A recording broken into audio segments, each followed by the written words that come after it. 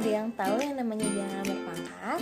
Bilangan berpangkat itu digunakan untuk menyederhanakan perkalian. Ada yang penasaran nggak? Yuk kita simak video berikut ini.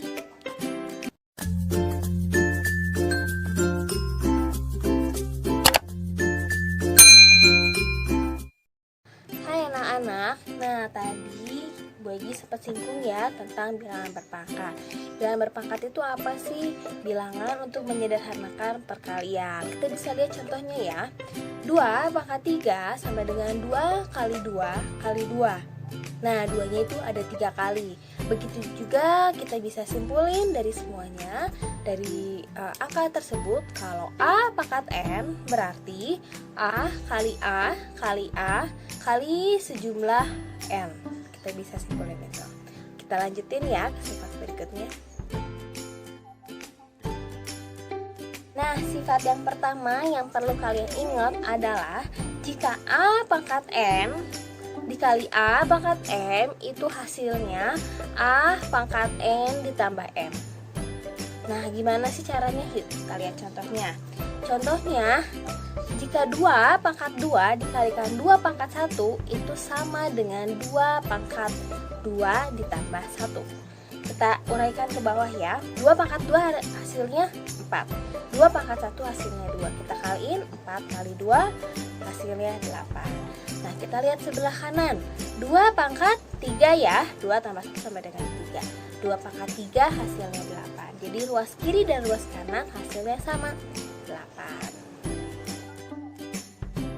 Nah, untuk sifat yang kedua adalah jika A pangkat N dibagi A pangkat M sama dengan A pangkat N dikurangi M. Jadi sama ya dengan yang tadi, ini kebalikannya. Tadi kan perkalian, sekarang pembagian. Kita bingung kan? Kita coba lihat contohnya. Jika 2 pangkat 2 dibagi 2 pangkat 1 sama dengan, berarti kalau kita lihat terus yang di atas, 2 pangkat 2 dikurangi 1. Nah, bingung kan? Kita coba urutkan. 2 pangkat 2 itu hasilnya 4. 2 pangkat 1 hasilnya 2. Kita hitung deh, 4 dibagi 2 hasilnya 2. Itu yang ruas kiri. Kita cobain di ruas kanan. Benar nggak? 2 pangkat 2 kurangi 1 hasilnya 1. Jadi 2 pangkat 1. 2 pangkat 1 itu hasilnya adalah 2. Betul ya?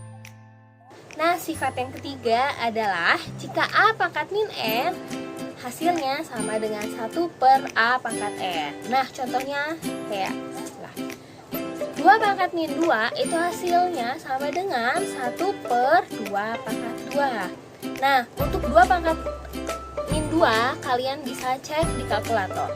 2 pangkat min 2 itu hasilnya benar nggak 0,25? Kalau yang sebelah kanan kita bisa hitung 1 per 2 pangkat 2 itu hasilnya adalah 1 per 4. 1 per 4 itu kalau misalnya kita ganti jadi pecahan menjadi 0,25. Oke, check it out.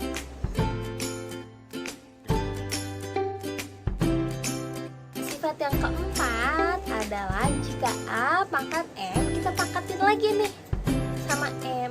Hasilnya itu sama dengan A pangkat N dikali M. Nah, coba kita lihat ya contohnya. Jika 2 pangkat 2 dipangkatin lagi nih 2. Hasilnya itu jadi 2 pangkat 2 kali 2.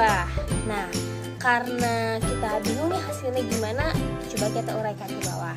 Yang sebelah kiri, 2 pangkat 2 berapa? 4. 4 pangkat 2 hasilnya 16. Nah, kita lihat yang sebelah kanan. 2 pangkat 2 kali 2 itu berarti 2 pangkat 4. 2 pangkat 4 kita hitung hasilnya berapa? 16. Jadi ruas kiri dan ruas kanan sama ya. Nah, sifat yang terakhir itu untuk akar pangkat.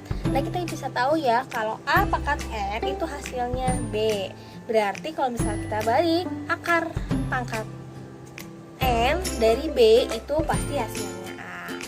Nah, contohnya adalah misalnya akar pangkat 2 dari 4 adalah hasilnya 2.